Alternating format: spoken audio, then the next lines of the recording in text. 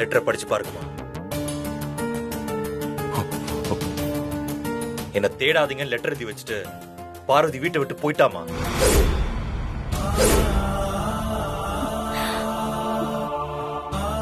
Oh wow, what a twist.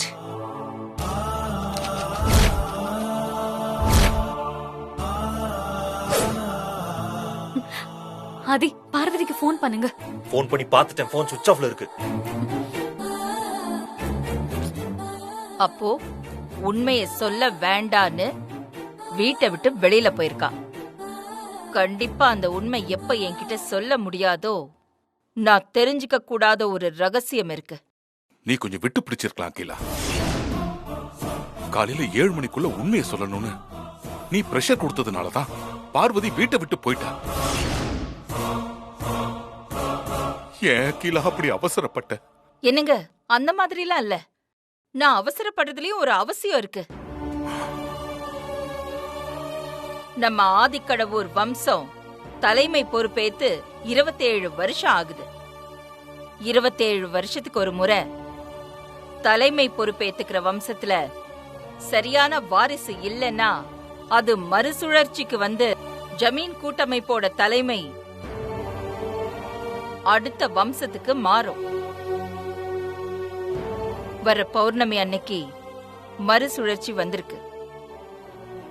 அதுக்குள்ள ஆதிக்கடவூர் வம்சத்துல அடுத்த அதிகார வாரிச நியமிச்சே ஆகணும்.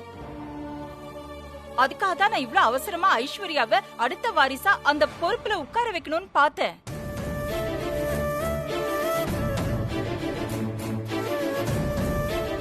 இத பாருங்க, நான் சொல்றது ரொம்ப சீரியஸான விஷயம். பௌர்ணமிக்குள்ள அடுத்த அதிகார வாரிசை நான் நியமிக்கலன்னா ஜமீன் கூட்டமைப்போட தலைமை பொறுப்பு நம்ம ஆதிக்கடவூர் வம்சத்தை விட்டு வேற ஏதாவது ஒரு வம்சத்துக்கு போயிடும்.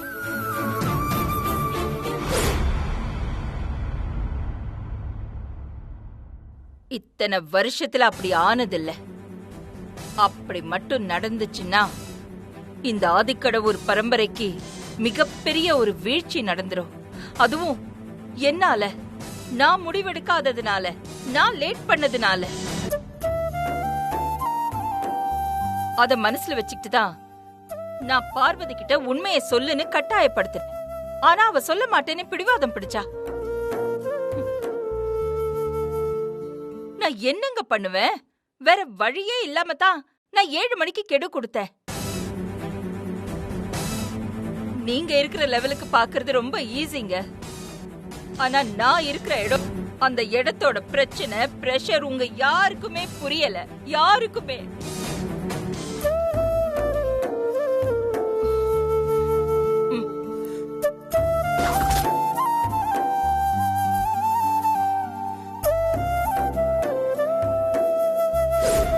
மனசு எவ்வளவு குதூகலமா இருக்கு.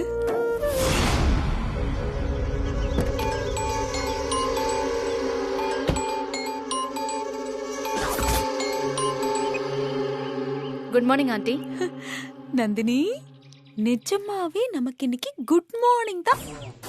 என்ன ஆண்டி, நீங்க குட் மார்னிங் சொல்றத பார்த்தா நாம நினைச்சபடி பார்வதி உலகத்தை விட்டு போயிட்டாளா? உலகத்தை விட்டு போல, ஆனா வீட்டை விட்டு போயிட்டா. வீட்டை விட்டு போயிட்டாளா?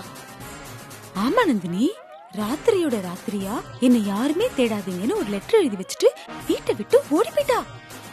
பார்வதிய வீட்டை விட்டு துரத்தணுங்கிற உங்களுடைய ரொம்ப நாள் கனவு இன்னைக்கு ஒரு வழியா நிறைவேறிடுச்சு ஆண்டி.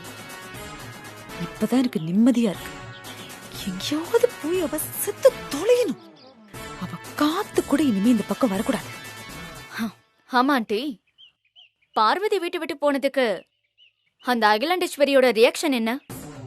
அகிலா என்ன சொல்றது, ஜேம்ஸ் பாண்ட் கூட நீ கொடுத்த பிரஷர்னாலதான் பார்வதி வீட்டை விட்டு வெளியே போயிட்டா அப்படின்னு அகிலாவை குத்த சொன்னாரு. ஆனா அப்பதான் அகிலாவே ஒரு விஷயத்த சொன்னா. என்ன விஷயம் ஆண்டி?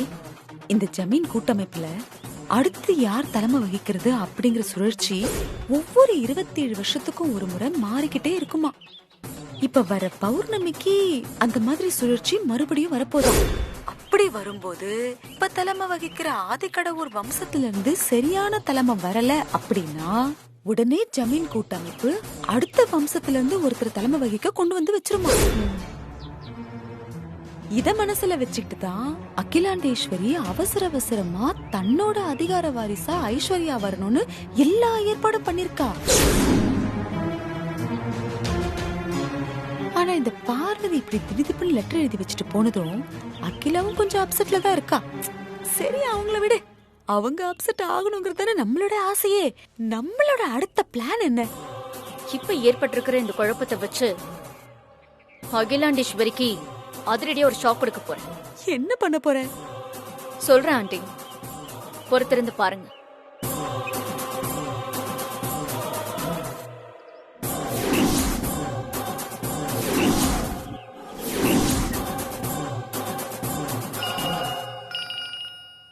நீங்க போங்க. ஓகே, நான் வரேன். Good morning madam. சொல்லுங்க. அகிலாண்டேஸ்வரியை தவிர்த்து ஜமீன் கூட்டமைப்புல இருக்கிற அத்தனை ஜமீன் ஆட்களையும் உடனே ஜமீன் மஹாலுக்கு வர சொல்லுங்க. Okay madam. நாகபுரி வம்சத்து நந்தினி சார்பா என்னோட மேனேஜர் விடுக்கிற அவசர அழைப்புன்னு எல்லார்கிட்டயும் சொல்லி வர வைங்க. நான் உடனே மீட்டிங் அரேஞ்ச் பண்றேன் மேடம்.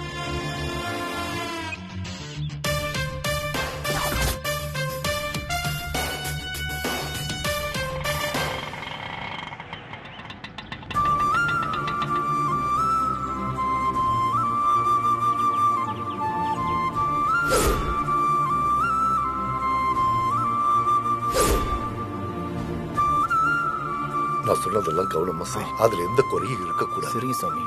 சரி, நல்லதுங்க. அதோட அந்த பஞ்சாங்கத்தை. வணக்கம் சாமி. சாமி வணக்கம்மா.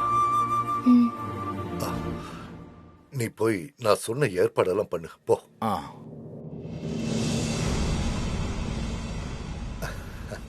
சொல்லுமா. நீங்க எதுக்காக அகிலாமா கிட்ட என் அப்பா யாருன்னு எனக்கு தெரியும்னு சொன்னீங்க? நீங்க அப்படி சொன்னதால இப்ப என்னோட நிலைமை என்ன தெரியுமா? நான் அந்த வீட்டை விட்டு வெளியே வந்துட்டேன். இதுக்கெல்லாம் நான் காரணம் இல்லம்மா, விதிதான் காரணம். ஏதோ உன்கிட்ட இருந்து தப்பிக்கிறதுக்காக உன்கிட்ட இப்படி பேசுறேன்னு நீ நினைச்சுக்க வேண்டாம். உன்கிட்ட நான் ஒரு முக்கியமான விஷயம் சொல்லணும். அதுக்காகத்தான் விதி உன்னை இப்போ என் முன்னாடி கொண்டு வந்து நிறுத்தி இருக்கு. நீங்க என்ன ஜோசேரிய சொல்றீங்க? எனக்கு புரியல. சொல்றேம்மா. அகிலாண்டேஸ்வரி அம்மாவுக்கு நவகிரகங்களால தோஷம் இருக்கு, ரொம்ப கடுமையா இருக்கு. அதனால அவங்களுக்கு மரணம் கூட ஏற்படலாம். என்ன ஜோசேரிய சொல்றீங்க? அம்மா உயிருக்கு ஆபத்து ஏற்படுற அளவுக்கு கடுமையான தோஷம் இருக்கா? ஆமா பார்வதி, ஒரு ஜாதகத்துல 1-2 கிரக தோஷம் இருந்தாலே அது அவங்கள பாடா படுத்தி எடுத்துடும். ஆனா அகிலாண்டேஸ்வரி அம்மாவுக்கு ஒட்டுமொத்த கிரகமும் பாதிக்கப்பட்டு தோஷம் ரொம்ப கடுமையா இருக்கு. அதனாலதான் அவங்க உயிருக்கு கண்டம் இருக்குன்னு சொல்றேன். சாமி, இந்த தோஷம் நிவர்த்தியாக ஏதாவது பரிகாரம் இருக்குமே? அப்படி பரிகாரம் பண்ணா அம்மாவை கண்டத்துல இருந்து காப்பாத்தலாம்ல? கண்டிப்பா காப்பாத்திடலாம். அந்த பரிகாரத்தை நீதான் செய்யணும். உன்னால மட்டும்தான் அது முடியும். அம்மாவுக்காக, அவங்க உயிரை காப்பாத்துறதுக்காக நான் என்ன பரிகாரம் வேணாலும் பண்ண தயாரா இருக்கேன். நான் என்ன பண்ணணும், எப்ப பண்ணணும்னு சொல்லுங்க சாமி. அதுக்கு என்னால உனக்கு வழிகாட்ட முடியாது. அந்த அம்மன் தான் உனக்கு வழிகாட்டணும் பார்வதி. நீ கோவிலுக்கு போய் அம்மன் கிட்ட வேண்டிக்கோ. அந்த அம்மன் உனக்கு துணையா இருந்து நல்ல வழி காட்டுவா. நான் வரேன்.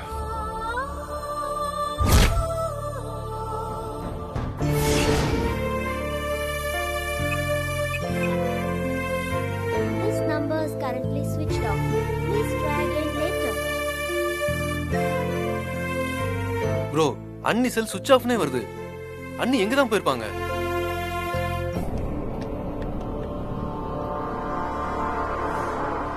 ப்ரோ, இன்ஸ்பெக்டர் வர்றாரு. வாங்க சார். வாங்க. வாங்க ராஜ்குமார். என்ன ஆதி, ஒரு மாதிரி அப்செட்டா இருக்கீங்க? உட்காருங்க, சொல்றேன்.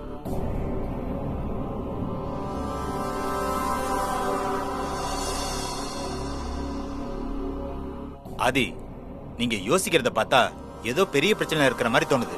என்ன பிரச்சனை சொல்லுங்க ஆதி.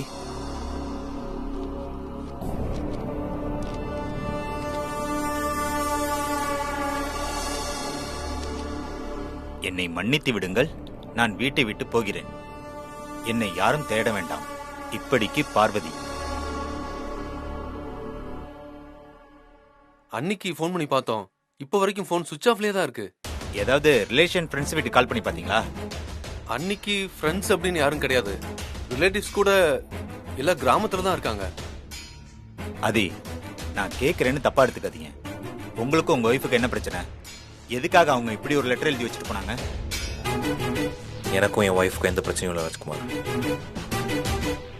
Family problem. அம்மாவுக்கும் அன்னைக்கும் ஒரு சின்ன பிரச்சனை. ஓ, புரியுது. மாமியார் மருமக பிரச்சனையா? இது எல்லா ஃபேமிலியிலும் இருக்கிறது தானே?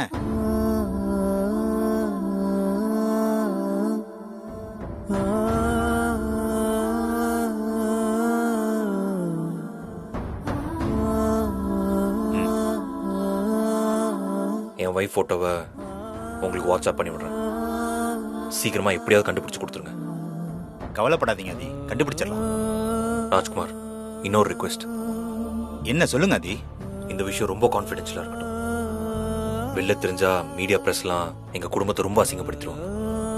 அப்புறம் இவங்கெல்லாம். புரியுது ஆதி, இவங்க எல்லாம் என் டீம் தான். இந்த விஷயம் எங்கேயும் வெளியே போகாது. இந்த கேஸை அன்அஃபிஷியலா நான் டீல் பண்றேன்.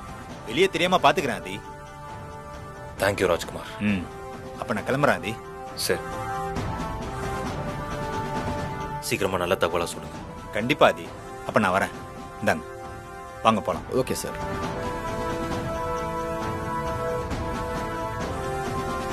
அருண் ப்ரோ, ராஜ்குமார் ஒரு பக்கம் போலீஸ் மூலியமா தேடட்டும். நம்ம பார்வதி வழக்கமா போற கோயிலுக்குலாம் போய் தேடலாமா? ப்ரோ, நானும் அதான் உங்ககிட்ட சொல்லலாம்னு இருந்தேன். நீயே சொல்லிட்ட. போலாம் ப்ரோ. பட்டமா தம்பி, நாங்க வெளியே போயிட்டு வந்துடுறோம். சரிங்க தம்பி. வாங்க ப்ரோ, போலாம்.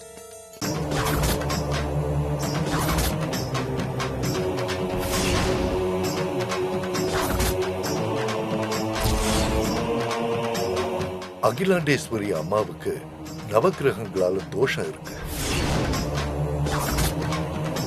அதனால அவங்களுக்கு மரணம் கூட ஏற்படலாம்.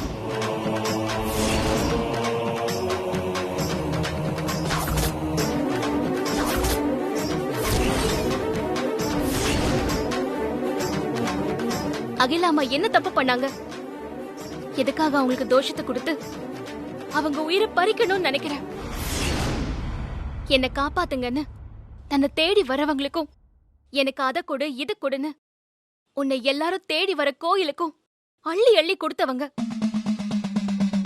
எவ்வளவோ பாவம் பண்றவங்களா நல்லா இருக்கும் போது நல்லது மட்டுமே பண்ற அகிலாமாவுக்கு நீ கொடுக்கிற பரிசு இதானா? அவங்களுக்கு இப்படி ஒரு கண்டத்து கொடுக்கிற அளவுக்கு உன் மனசு கல்லாயிடுச்சா? எங்க அம்மாக்கு இருக்கிற தோஷம்லாம் நிவர்த்தி ஆகாம நான் இங்க இருந்து போக மாட்டேன்.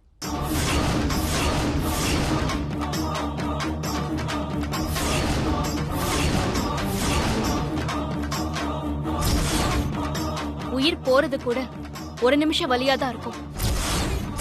ஆனா நான் இங்க இருக்கிற ஒவ்வொரு நிமிஷமும் என்ன நானே வருத்திக்க போறேன்.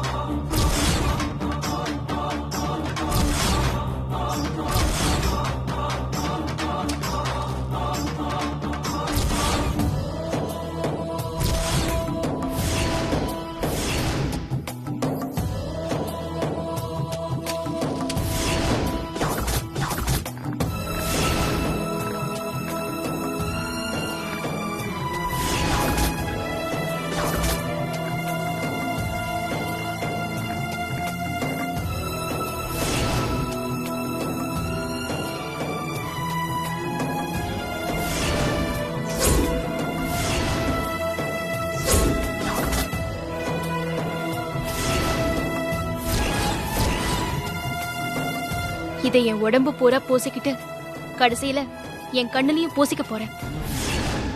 என் அம்மாவுக்கு நீ சரியான வழிய சொல்லலனா உன்னோட சந்நிதியிலேயே என்ன நானே துடி துடிக்க வருத்திக்க போறேன்.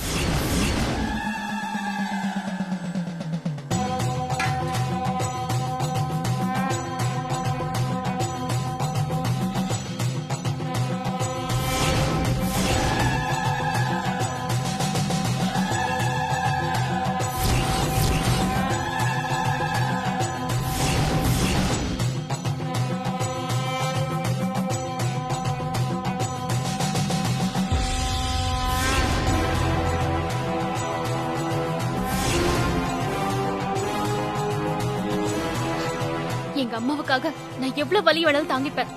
இப்ப கூட உன் மனசு இறங்கலல்ல?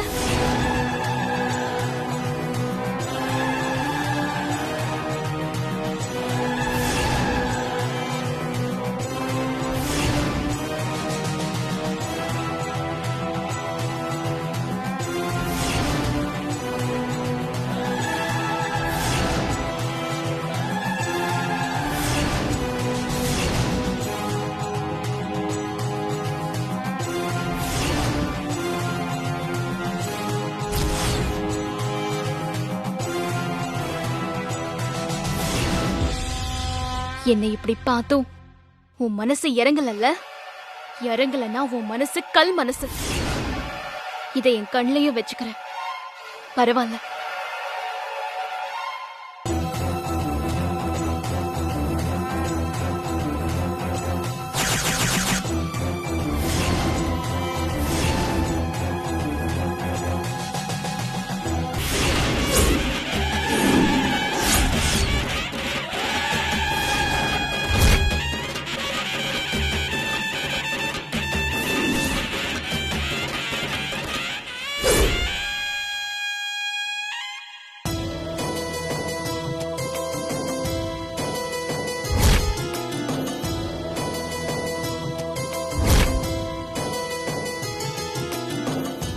வேண்டாம், அவசரப்படாத. இந்த பரிகாரம் இப்ப தேவையில்லை. எதுக்காக என்னை இப்ப வேண்டுதல் செய்ய விடாம தடுக்கிறீங்க? இப்படி தடுக்கிறது தெய்வ குத்தம் உங்களுக்கு தெரியாதா? கடவுள் கிட்ட பிரார்த்தனை வச்சு அது நடக்கலனா அதுக்கப்புறம் தான் இந்த மாதிரி வேண்டுதல் எல்லாம் பண்ணணும். நீ ஆரம்பத்திலே இப்படி பண்றது தப்பில்லையா? நீங்க யாரு? என் பேரு கங்கம்மா. கோவிலுக்கு வரவங்களோட முகத்தையும் கையையும் பார்த்து அவங்க வாழ்க்கையில கடந்த காலத்துல என்ன நடந்துச்சு, இப்ப என்ன நடந்துட்டு இருக்கு, இனிமே என்ன நடக்க போகுதுன்னு குறி சொல்லி பொழப்பு நடத்துறவ.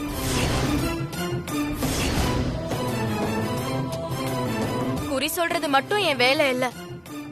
உன்ன மாதிரி உணர்ச்சி வசப்பட்டு தப்பான முடிவு எடுக்கிறவங்கள தடுத்து நிறுத்தி அவங்களுக்கு நல்லது சொல்லி காப்பாத்துற வேலையையும் சேர்த்து பார்த்துட்டு இருக்கேன்.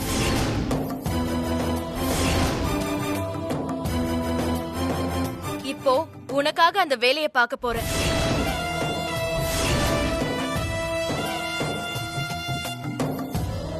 அதெல்லாம் ஒண்ணு வேண்டாம், நான் பாத்துக்கிறேன். சொன்னா கேள, உன் நல்லதுக்காக தான் சொல்றேன். கொஞ்சம் இரு, வரேன்.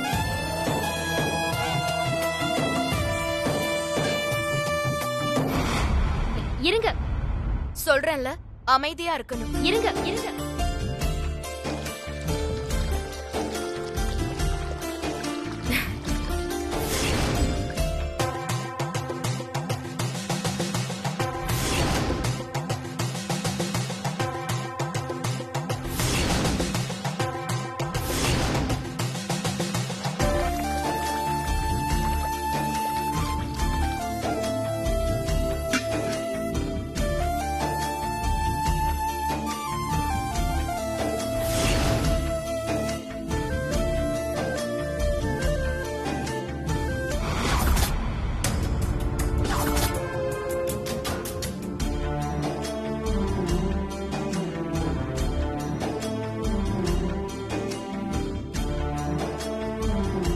நீ தெரிஞ்சு வந்தியோ இல்ல தெரியாம வந்தியோ, இந்த ஆக்ரோஷமான தெய்வத்துக்கிட்ட வேண்டுதலுக்கு உண்டான நல்ல நாளா பார்த்துதான் வந்திருக்க.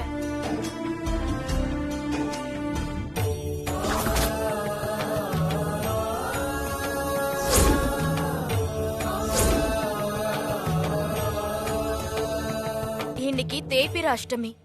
இந்த நாள்ல நீ என்ன வேண்டிக்கிட்டாலும் இந்த அம்மன் நிறைவேத்தி கொடுப்பான்.